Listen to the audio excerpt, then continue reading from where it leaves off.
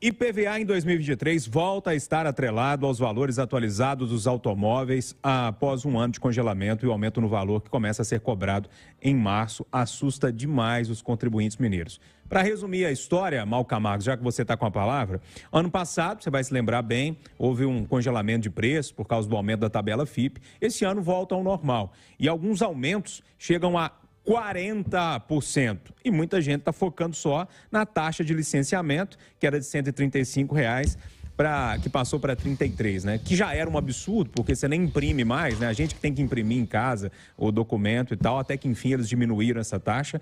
Mas enfim, um aumento aí de 40% que está assustando muita gente quando foi dar uma olhadinha lá no site do Detran. Júnior, assusta. Agora assusta principalmente o que a gente está falando sobre os combustíveis agora. Quando sobe, sobe automaticamente. Quando desce, não desce automaticamente. A tabela FIPE não representa o valor de mercado de carros usados no Brasil. É raríssimo alguém conseguir vender um carro pelo valor da tabela FIPE. Ela é nacional e ela desconsidera, então, todo o contexto de mercado que é flutuante, que vai determinar o preço da venda naquele momento. Então, o problema não está no percentual, está no valor da tabela FIPE, que não considera nuances do mercado que são regionais. Um carro rodado no Rio de Janeiro não vale a mesma coisa que um carro rodado em Minas Gerais.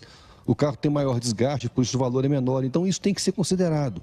Eu, infelizmente, nunca consigo vender meus carros pelo valor da tabela FIPE. Não dou essa sorte. E pago imposto como se esse fosse o valor real.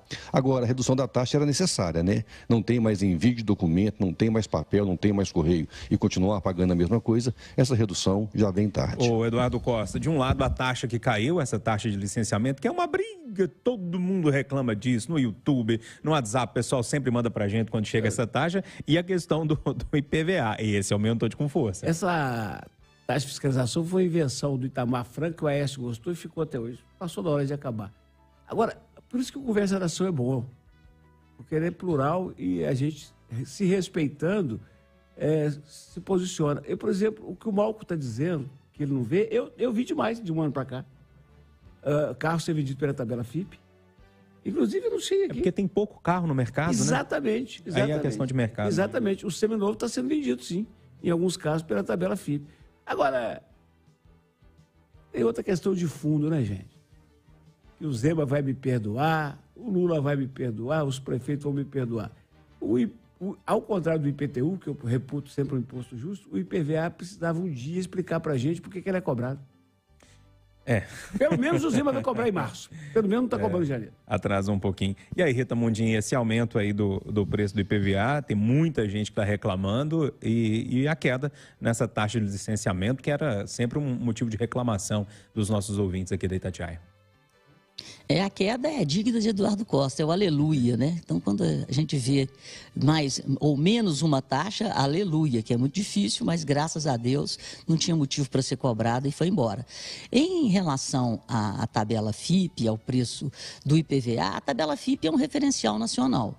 Então, até que se crie outro, ou que se regionalize, é a mesma coisa do IPCA.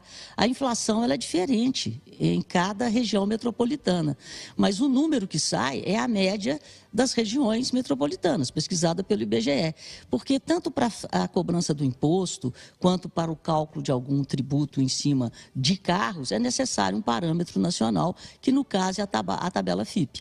O que o Malcolm falou é verdade, né? Você tem diferenças de carros de acordo com a origem do carro. Então, por exemplo, nós estamos aqui nas Minas Gerais, nas montanhas, não tem a maresia do Espírito Santo, nem do Rio de Janeiro, nem do litoral. Então, o carro vale mais. Mas é necessário um parâmetro nacional, porque senão vira uma confusão. E é o parâmetro que é usado, inclusive, para o cálculo do seguro, né? É o mesmo. E como o Eduardo disse, tem carro, inclusive, hoje, né, a maioria dos carros, pela falta de carros novos, com o problema desde a pandemia, né, de falta de insumos para a produção de carros novos, os carros usados subiram muito de preço e se aproximaram, até superaram, às vezes, a tabela FIPE. Mas é isso, é o que temos no momento. O Malcolm aí, ele poderia sugerir, de repente, né, mandar a ideia é boa, né? Que talvez a tabela FIPE estratifique por estado, né, o valor do veículo. Realmente uma boa ideia.